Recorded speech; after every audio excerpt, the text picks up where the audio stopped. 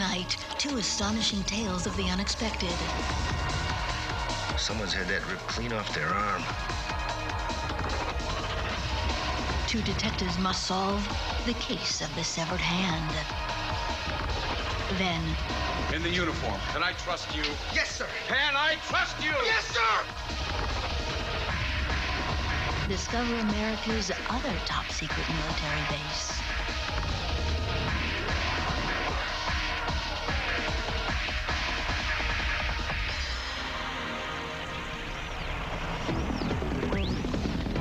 Exposure Special Edition, Exposure Studios.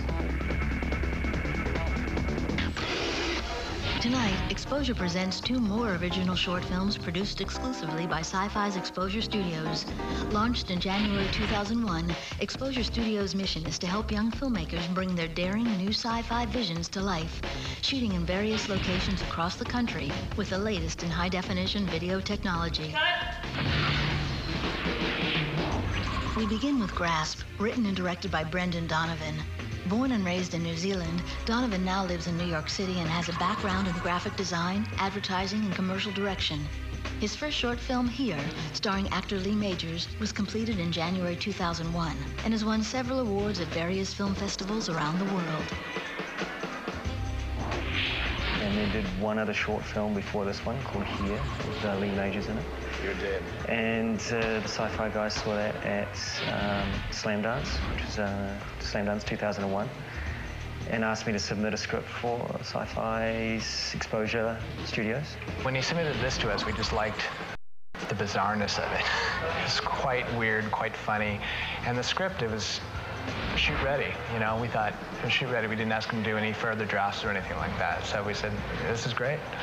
It's a New York sort of a story. It's you know, it's kind of creepy and strange and dark and black and all those things that, you know, appeal to the modern audience.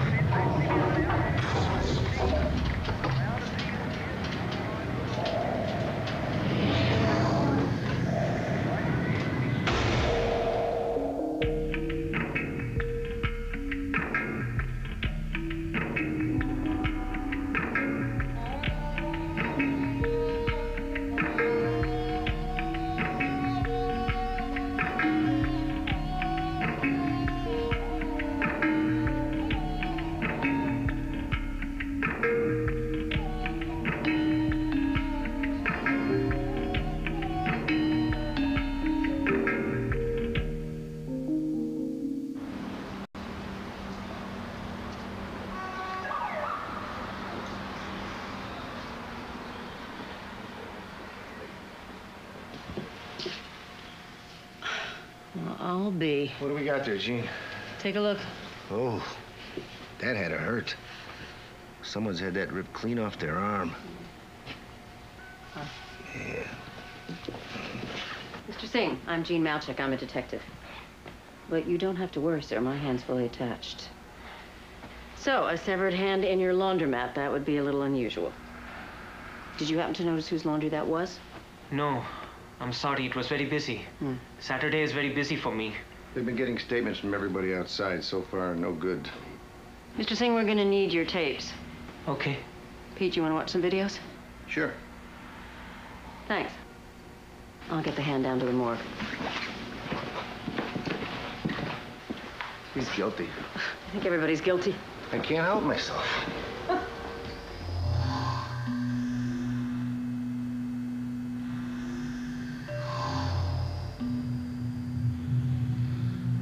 we have a male hand, approximately 20 to 30 years old, ethnicity possibly Puerto Rican, but that's just a wild guess. The hand has been severed just above the wrist. The bone fragmentation and ragged skin suggests extreme violence, as if the hand has been literally torn from the arm. There are no lesions on the hand. Fingernails appear clean. There's no apparent bruising. It's a normal male hand separated from a body by extreme force. You're a beautiful woman, Jane. Oh, Larry, don't start with me again. You know I don't date men I work with. But you could, Jane. I mean, you could. No one would think it's wrong. Just two people who are attracted to each other. Let's focus on the hand. What do you think? You know, it's a normal male hand that someone's had their hand pulled clean off, but in such a way as to not harm the hand. And I'd say it happened yesterday in the morning, say around 10 o'clock, with a twisting and then a yanking motion. Do you think the owner could still be alive? Well, sure, it's survivable. If the bleeding were stopped and the infection prevented. Other than that and the shock, a person could live a normal life with one hand. I mean, many people do. Oh, you can't smoke in here. What else are you gonna do, Larry? Fingerprints and fingernail scrapings. I'll weigh it and I'll do a autopsy for abnormalities. Okay, call me before you do the autopsy. Call you? On my cell phone, you've got the number. But we're only gonna talk about our hand, okay? Okay.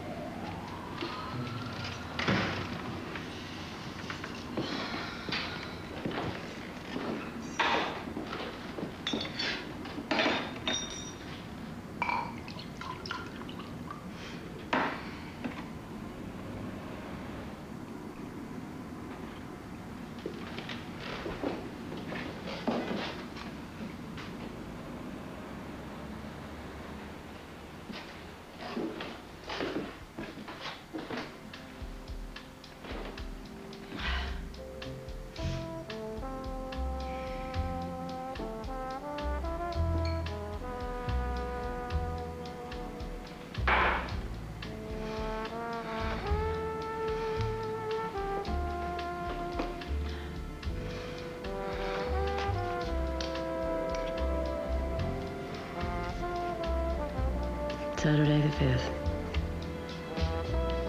Severed hand.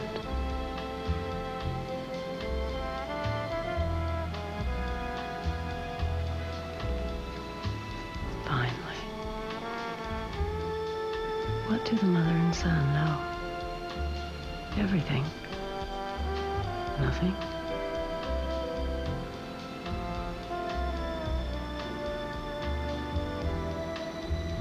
How much longer will I be alone?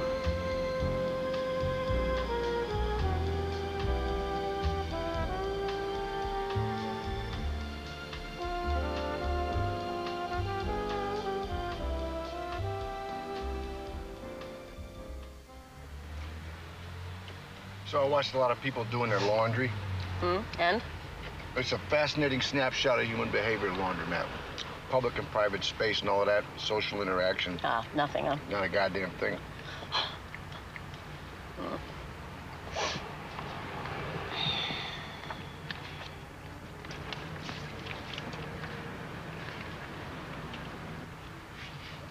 Hey, what's this on his mother's hand?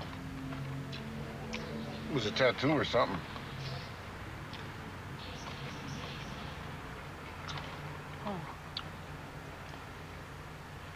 Let's go to the laundromat. All right. Don't touch my shrimp. Good dreamer.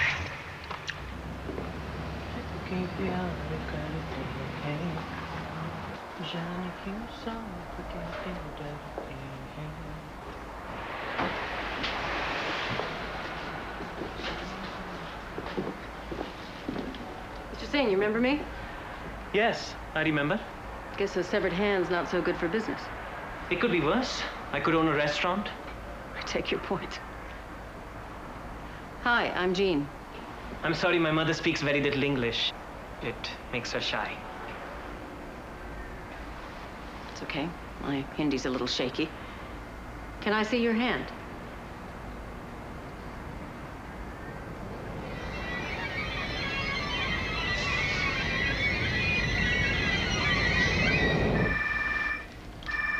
Yeah? Okay, Larry, we'll be right there. All right, you two, come to work, go home, that's it. You understand? This is our home. We live upstairs. Well, then you won't go anywhere, will you, Mr. Singh?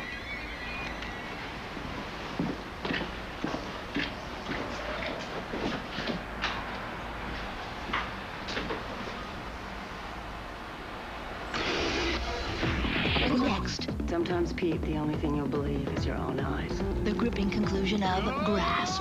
And later, defending our planet from who knows what. When exposure continues. Experience. Conclusion of Grasp. So, I found nothing under the fingernails, which is a little odd. Not a lot odd, but a little. And you had no match on the prints I took, right? No. How'd you know that? I guess. I weighed your hand also. It was 460 grams. So? It was more than a normal male hand should weigh. Yeah, and? Last night, this morning, it was 500 grams. Your hand is getting heavier the longer it's here. Larry? So, Larry, maybe... I am making an incision from the base of the second finger to the wrist. A gaseous membrane is expanding outward from the hand, possibly the result of a gaseous buildup.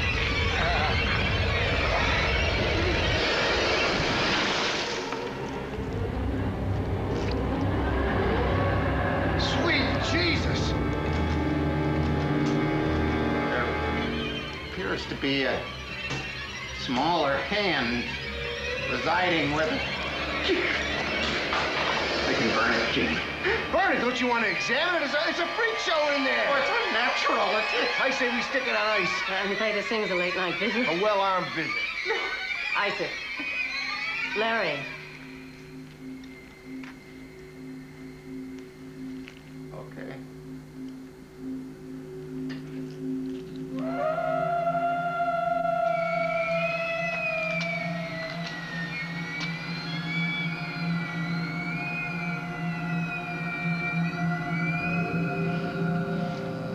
Sure you want to do this just us? Well, that's how we've done everything else. True. Besides, knowing Larry's probably toasted it already. And who'd believe us? Right?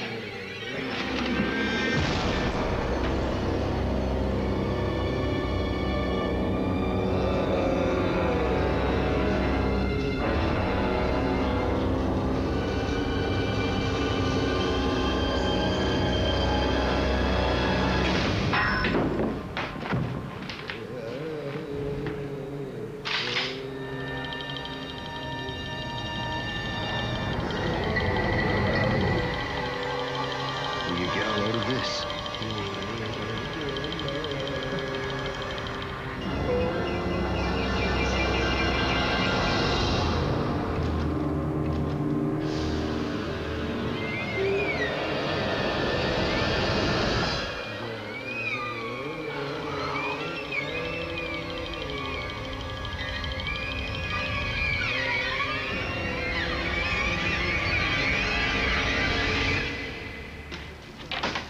Don't move!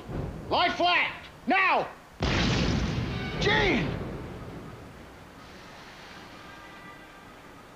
Sometimes, Pete, the only thing you'll believe is your own eyes.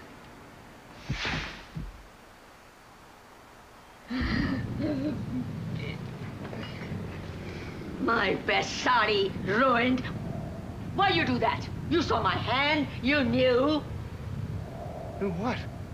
You better sit down, Pete. And look at all the blood and guts on the wall. I'll be the one that has to clean it up. I'm sorry about that. Can you just give us a moment? There's more coming. I'll get a bloody mop and bucket. Pete, sit. Look at me. No, look at me. Pete, look at me. Now, do you see this scar? Pete, I got this when I was working in a laundromat in Texas when I was a kid. I was working the night shift by myself. A noise started in one of the machines. I opened the door, I looked in. There was a severed hand in there, like the one that we found here, only it was a black woman's hand. I picked it up. I lay it on the floor and I went to call the police. When I got back, it was all torn apart, and the next I remember, I was in a pool of blood, and there was a new hand that was growing on my arm. You can't imagine the pain, Pete. And you can still see the scar. That's what I recognized on her, and the tattoo, I used to have one right here. I had it taken off years ago. Since then, I've been shot dead, like her. And like her, I've lived. It's the loneliest feeling. At least now I know I won't be the only one.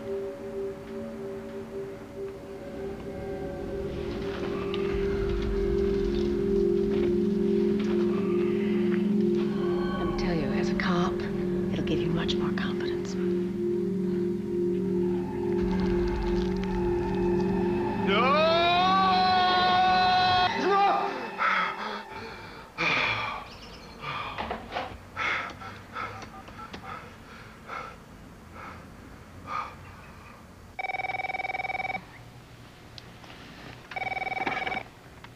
Hello? Jean. Pete?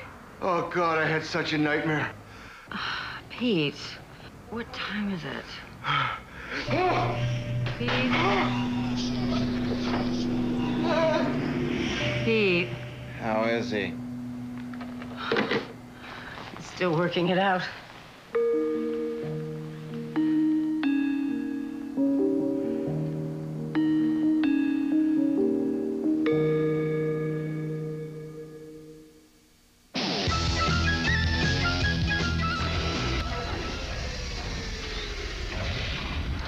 Stand by.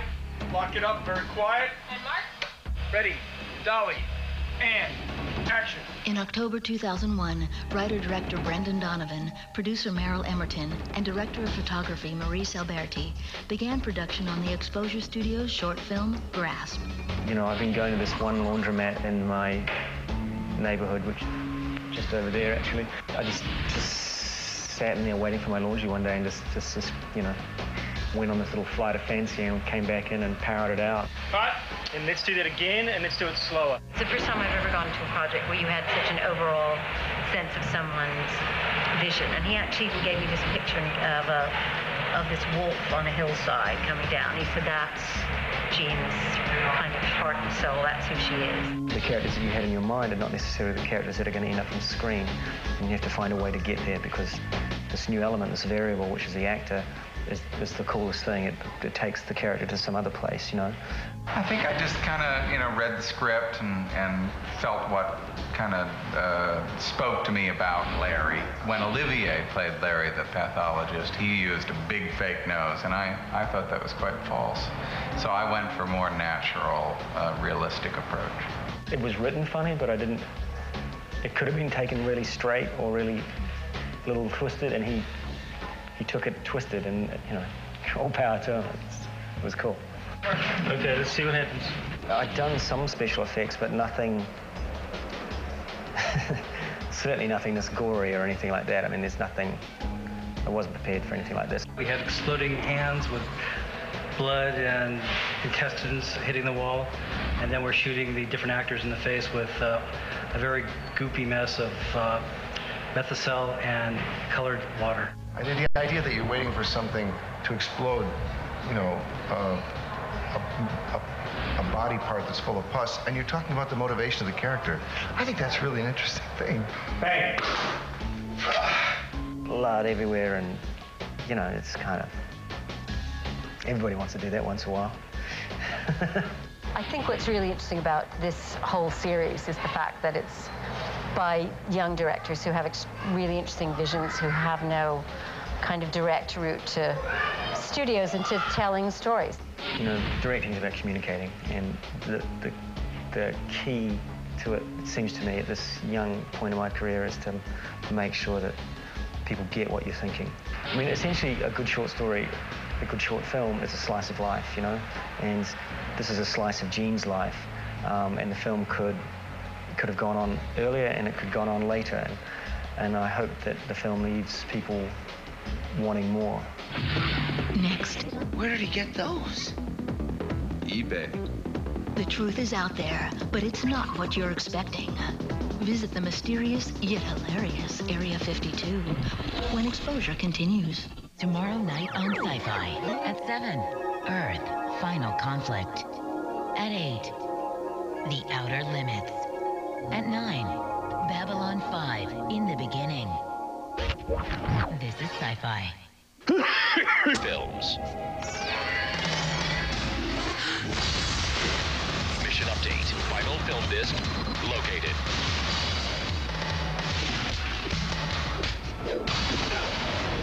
Mission accomplished. Return to Exposure Headquarters. To Serve and Project. Lisa Marie hosts Exposure, the original short film series. Sundays at midnight. Only on Sci-Fi. Get exposed. Now, Exposure continues with another world premiere short film from Exposure Studios. Area 52 was directed by Adam Turner, a graduate of NYU's Institute of Film and Television. The films of this former child actor have appeared in over 20 international film festivals and have won numerous awards. Turner's next project, Wild Bill, is another collaboration with Area 52 co-writer Adam Goldberg.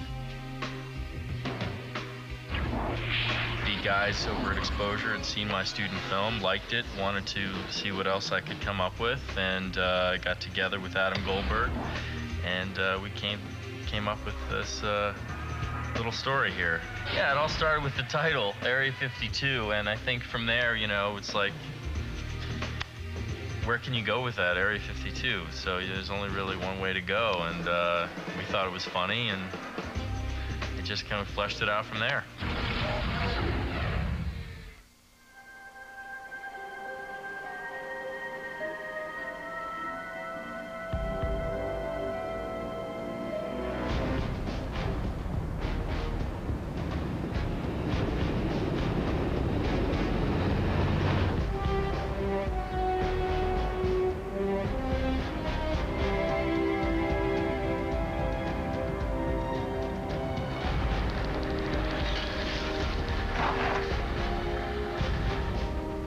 Get out.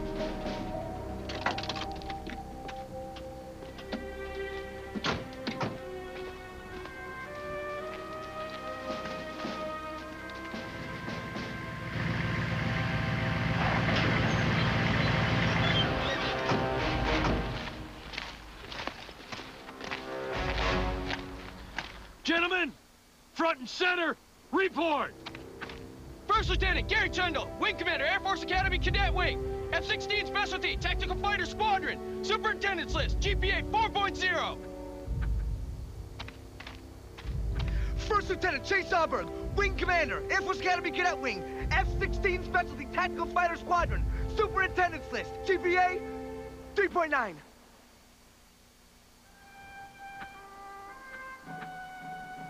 Be proud, gentlemen. Only the best make it to Area 51.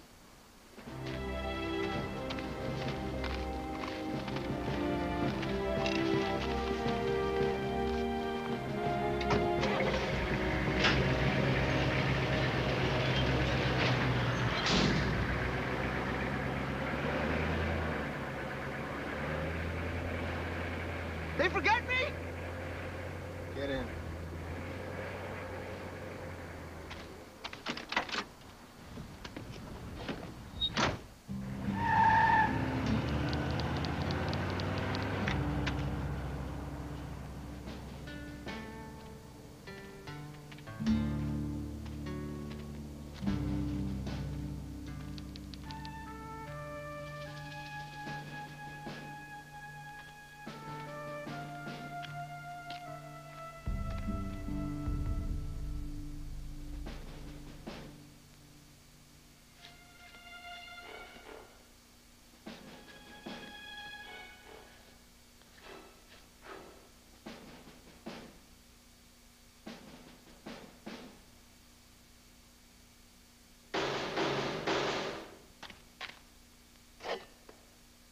there?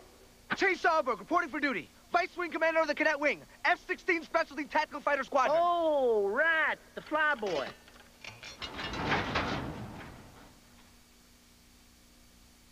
We've been expecting you. Come on in.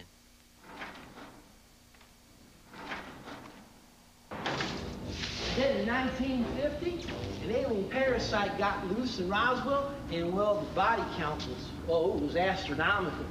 Truman, he finally got off his keister and spent billions setting up Area 51. I mean, little did he know that defending our planet against close encounters was going to mean dealing with all kinds of space trash from all over the galaxy. Unfortunately, most aren't the friendly type either. Some of them are walking among us now. I'll bet Truman never knew this business was going to be chock full of grunt work. Well, that's why we come about. A second drawer task force assigned to all the cases Area 51 don't feel like touching. But don't be fooled now. We all know it's important work, and we are proud to be serving our country. Sir, would you mind showing me to your commander? I think there might be some sort of mistake. Commander? Oh, you mean Falcone? No can do. He's off on a highly classified mission. This could be it, people. Move, move! You, in the uniform, can I trust you? Yes, sir. Can I trust you? Yes, sir! Come here! Hold that sheet and don't breathe. All right, steady, everybody. All right, steady now. I got it.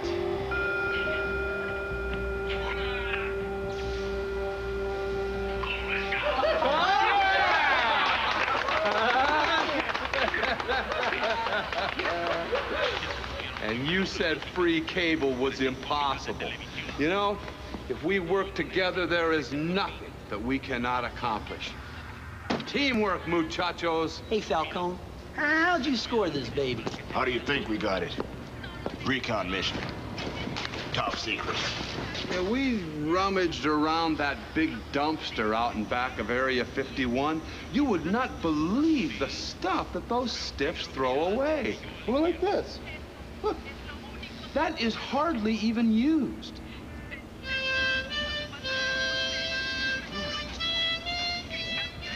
Sir? Sir. First Lieutenant Chase Alberg. Request permission to speak freely, sir. Permission denied. But you know, I dig that uniform. Let me guess, lint roller?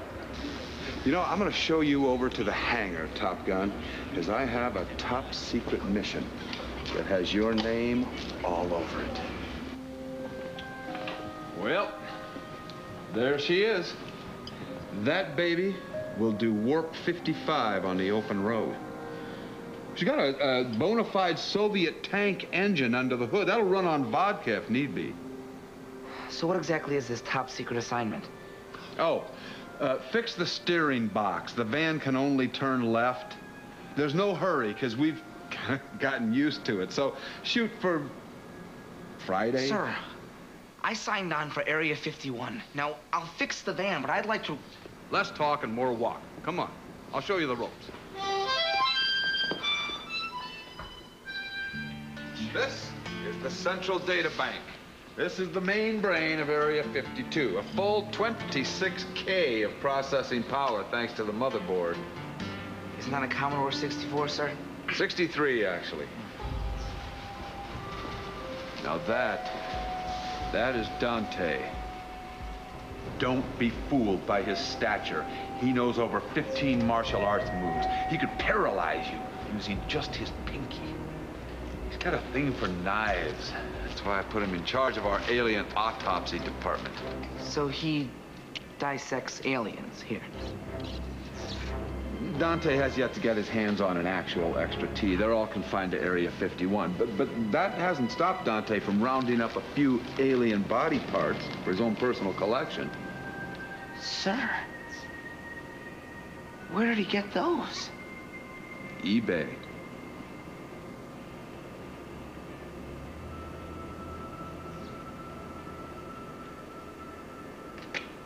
Who's the woman? That is Kat Kearns, omnilinguist, ex-alexographer. She speaks 243 different languages. I brought her aboard in case we do make alien contact. Or in case we ever have to hail a taxi. That's a very impressive tablet. Not even if my life depended on it. How did you know? She's also a psychic. You know I'm allergic to latex. She's a good one, too. Hey, you making any headway here, Kat? Well, I am toying with the theory that the tablet is a primer for translating Mayan hieroglyphics into Esperanto. Or it could be a tic-tac-toe board. Ooh, good, good. Go with it. Sir, if I could just have a moment of your time. Hey, Falcone! We got one! Incoming!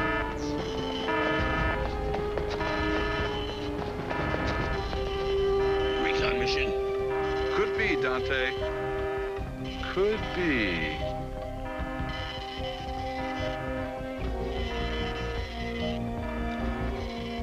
Yeah, that could be.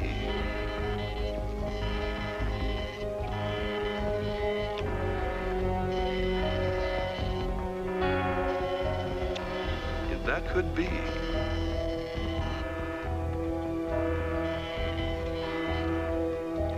Could be a recon mission.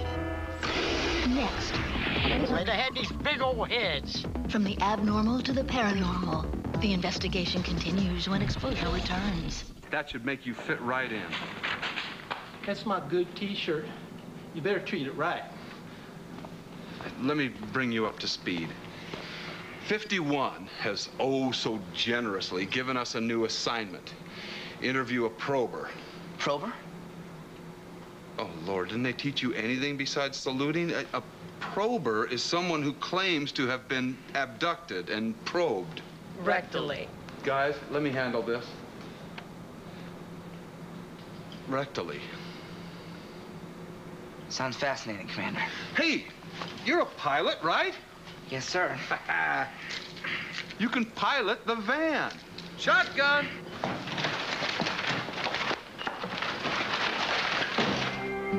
They stole my damn forklift. I had trouble steering it because of the claws. Yeah, anyway, they had these big old heads. Yeah, you know, like really big. You know, like you see in the movies. They took me up in their spaceship, and that's when the probing started. Felt kind of like a Tabasco sauce enema. Smelled like a burnt groundhog. You know that smell? Phew. Oh, yeah. Took some pictures. Thought I'd sell them to the Area 51 folk. Y'all are from Area 51, right? More or less. You know, could you get me a pass? I always wanted to see what's in there. Damn.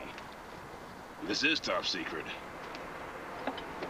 Well, what you think, Falcone? Milky Way? I don't think so. I'm thinking Beta Ancillar. Or perhaps the Nebula A44 region.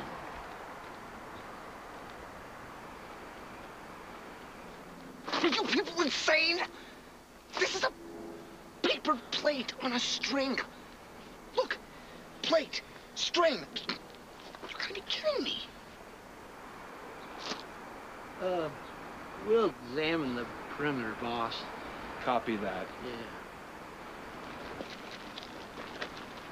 Hap, could you give us a moment here? Take all the time you need.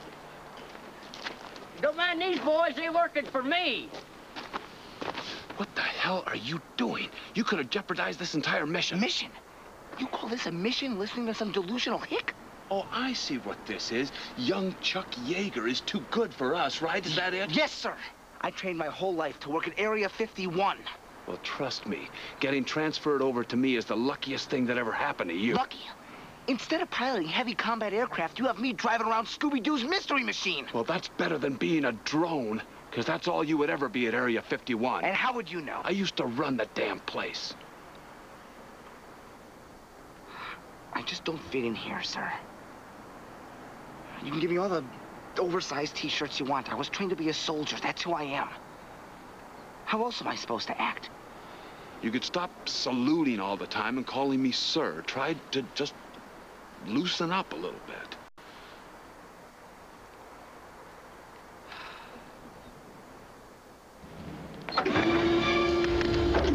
Oh, my God.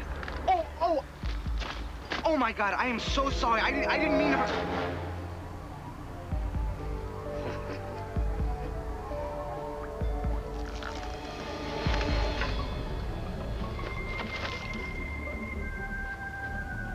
Real clever.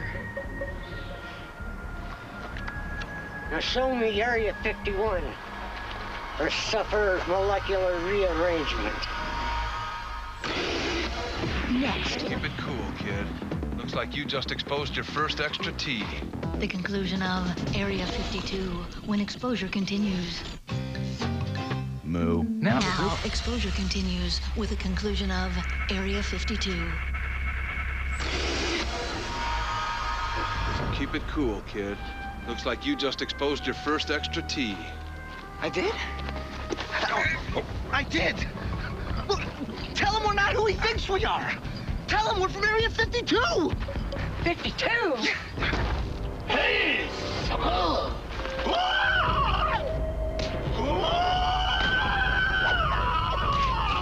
the hell happened?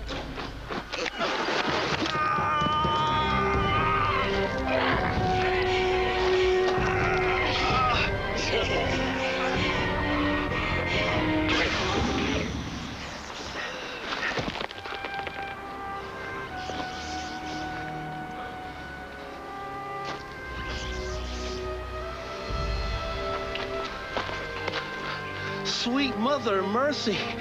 Flyboy bagged a spaceman. Sure shall beat your first day, Falcone. Looks like the message was dead on. That's a Sub-Rosa Extra T field agent. Wait a minute, you knew? The whole time and you didn't tell me? Didn't know if we could trust you. We got a problem, boss. What, more aliens? No, it's worse. Much worse. Thank your lucky stars we got here in enough time, Falcone. Now I suggest you head back to your Fisher-Price base. Before someone gets hurt. You got it, boss. And God forbid I should get stabbed in the back.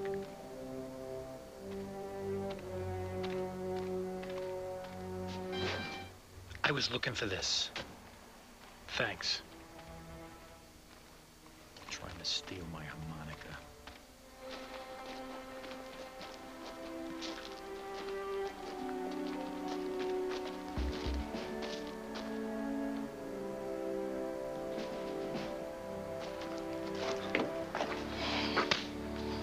You are good.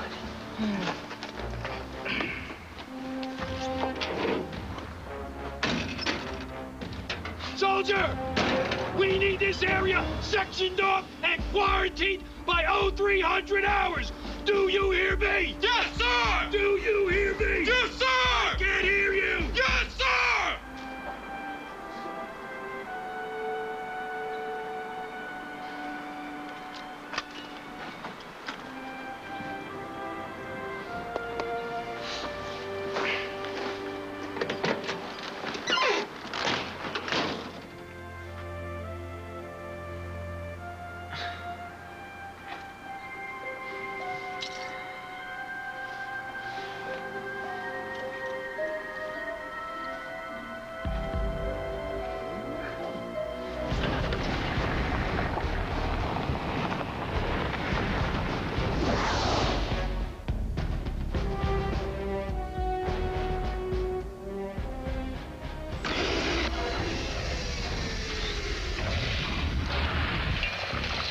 Now from Los Angeles, a look at the making of Area 52 with director Adam Turner, his cast and crew. Oh, he's wonderful. Quiet on set! And Adam who? They come. Sorry, I just went blank. He's just Adam Turner. The guys over at Exposure had seen my student film, liked it, wanted to see what else I could come up with, and got together with Adam Goldberg, and we came up with this little story here. I am the screenwriter. Adam and I, the director, Adam Turner, we thought of the idea together. Yeah, it all started with the title, Area 52. We thought it was funny, and it just kind of fleshed it out from there. The great thing about Area 52 is that it's just about an environment.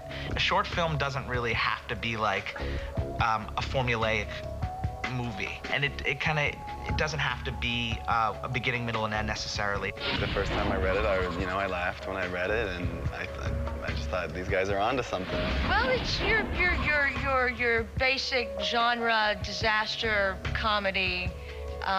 Lots of character, lots of meat to go into. I have no idea what it's about. All I know is that we're having a good time, and I read my lines. I've got those memorized, and we're enjoying ourselves. They forget me? The most exciting thing for me as the writer was walking into the set and not really knowing what to expect. I didn't see any of the pictures. I didn't see any of what they were planning, and just thinking it was going to be this kind of little dinky, you think of a short, so you don't think it's going to be this big budget extravaganza, and walking onto the set, and it's a million times better than what I pictured. It's a million times bigger, it's a million times brighter, it's a million times more lively, and that's the thing that Exposure Studios, for me, is what made it so special. I don't know that I would have had an experience like this, or an opportunity to have an experience like this without them, and I certainly appreciate it. Yeah, it's been great. It's been a lot of fun. Exposure. We'll be right back. Experience Gene Roddenberry's most human adventure. Gene Roddenberry's Earth Final Conflict. Monday through Friday at 7. We need to welcome you to Main Street. Well, hi, Deb. You've finally done it. You joined the ranks of the self-employed. Thank you for experiencing another cutting-edge episode of Exposure. Log on now at exposure.sci-fi.com to re-experience tonight's Exposure Studios short films or any film from our extensive short film library. Plus, give us your feedback, see interviews with past directors, and learn more about the future of film.